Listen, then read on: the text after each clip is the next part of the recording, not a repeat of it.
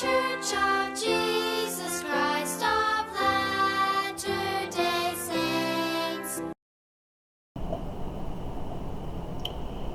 Travis Wayne Goodsell. As I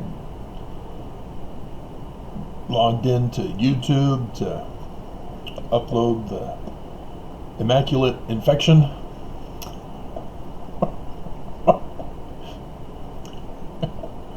no, it's not a computer virus. It's the title of the video. I saw in my notifications that there was one waiting for me, and I thought it was the guy I'd been communicating with on Exmo Lex. Turns out he's not Mormon, he is Mormon. He says he's an active Mormon, and then he says these people, and the way he worded it was such that I'm thinking he's calling X's as these people. And if you know anything about racial wording, that's one thing you don't do to refer to a race or culture or ethnic group or sex or whatever, is to say those people, these people, etc. Because you're presenting yourself, you're presenting a generalized stereotype, and automatically your argument is incorrect. Whatever your argument will turn out to be, it's automatically negated by using that generalized stereotype.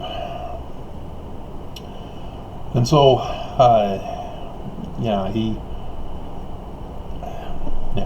hadn't heard back from him for a while, so I thought it was him. It turns out it's not. It was another Mormon girl who had an actual picture of herself, had her actual name, and a picture of herself was with her husband or boyfriend as they were hugging face to face. And she calls me crazy. Not exactly crazy. She does some abusive language for it. So I reported her, because that's not Christ-like behavior, especially from a Mormon. And I was given the choice between hate speech and threats and harassment and bullying.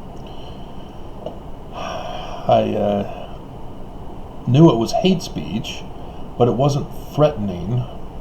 She wasn't threatening to cause me harm, but she was using hate speech in a sense of religious hate speech. And after I had already clicked on harassment and bullying, I realized that I should have clicked on hate speech for religious hate speech. I have no idea if they had that option, but they had the option of harassing me or harassing someone else. But shame on her. There's a Book of Mormon story that ties into this, which is why I'm doing this video.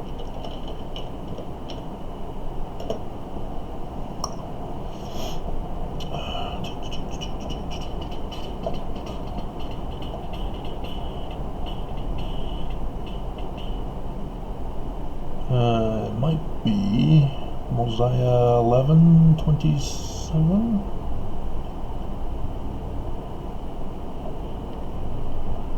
I'm looking for the specific part where he gets arrested and thrown in the dungeon. Let's see. He came in disguise in chapter 12 of Mosiah.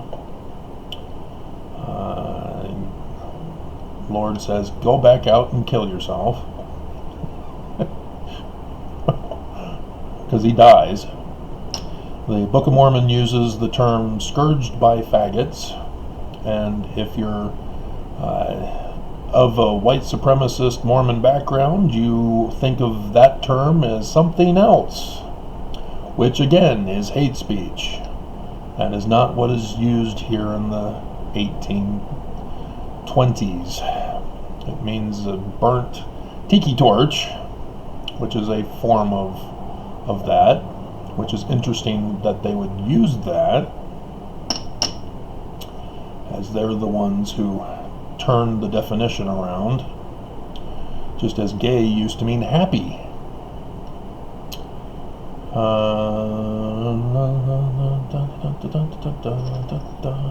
Okay, so here's Abinadi's terrorist threat.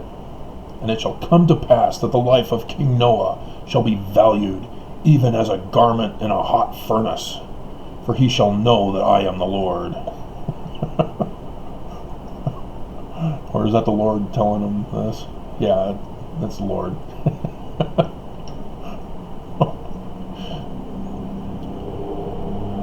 Okay, so here's the arrest in verse 9. And it came to pass that they were angry with him. They took him and carried him bound before the king. And he said unto the king, Behold, we have brought a man before thee, who has prophesied evil concerning thy people, and saith that God will destroy them. Hey, this is me. The Mormons. Uh-oh. Am I going to be scourged by tiki torches? And he also prophesieth evil concerning thy life, and saith that thy life... Oh, no. He actually did say what the Lord wanted him to say.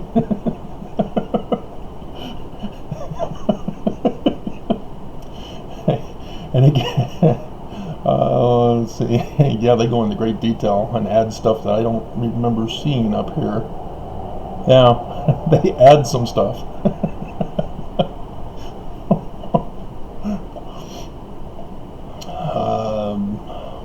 Yeah, they go on extra stuff to add to his crimes. I've got to take care of a program here. Hold on a second.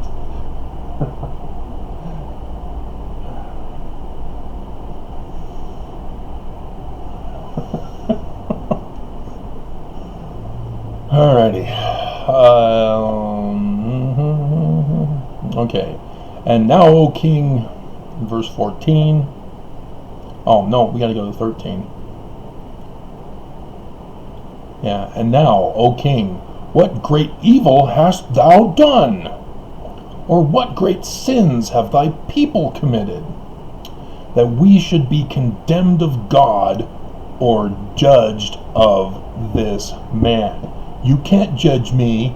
You haven't walked a mile in my shoes. You don't know me. You have to forgive and forget. Sound familiar?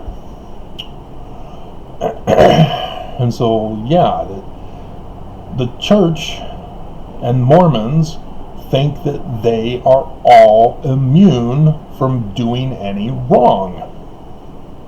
That they can't commit sin, they can't commit crime, because they're the chosen ones. And that they are the leaders of the chosen ones.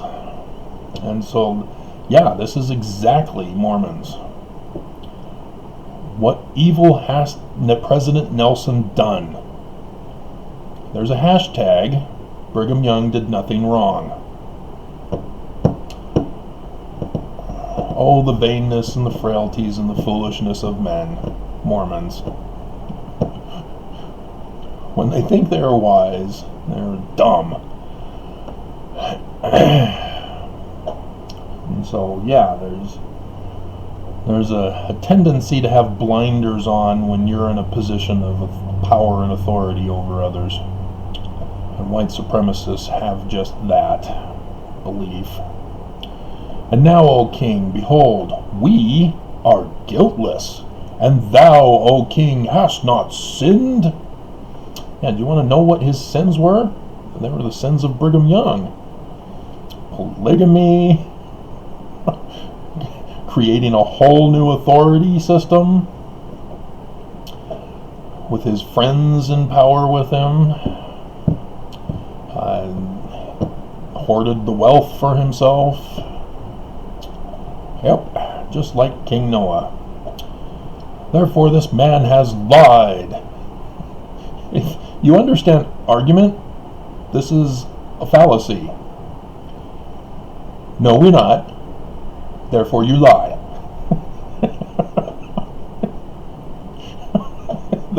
That's their argument. No, we're not, so what are you? And so, yeah, he has prophesied in vain.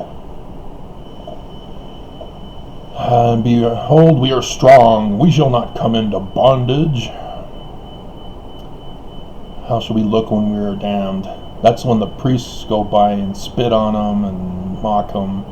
They say, how shall we look when we are damned? Just like that. Let's see. Come on, where is it?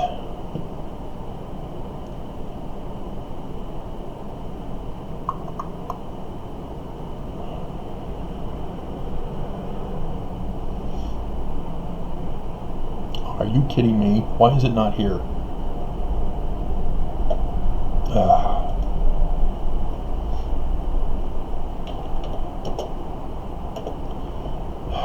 34 for mad.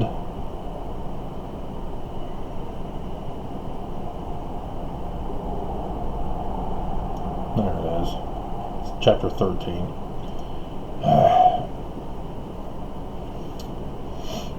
And now when the king had heard these words, he said unto his priests, away with this fellow, and slay him. For what have we to do with him? For he is mad. And that is not angry mad. That is crazy. So this Mormon girl thought that she didn't like what I was saying about condemning the presidents and apostles and prophets of the church for handling this coronavirus so very wrong that they're committing genocidal murder.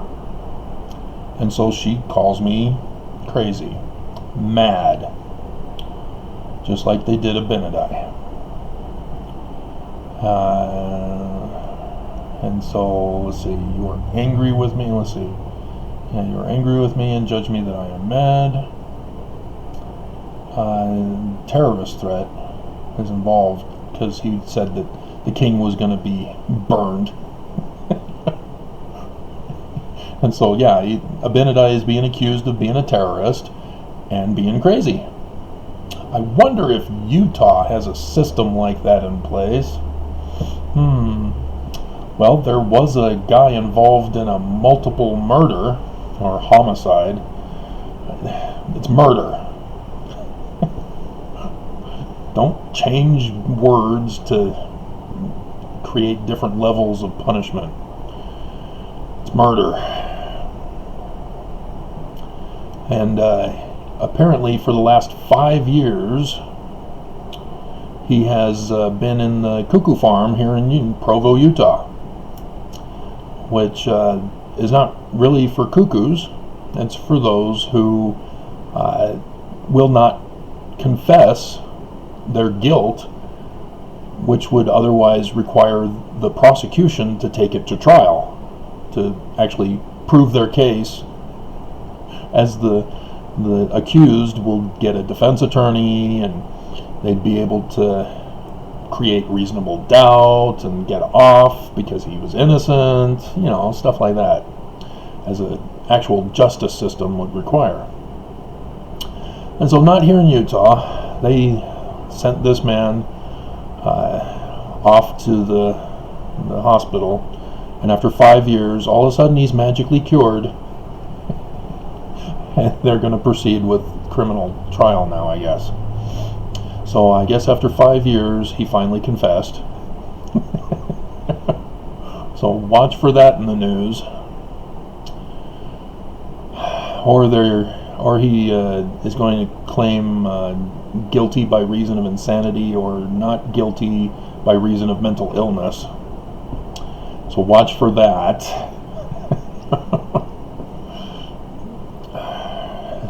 My God, the place is so corrupt here. But that's what happens when you have a King Noah running Utah.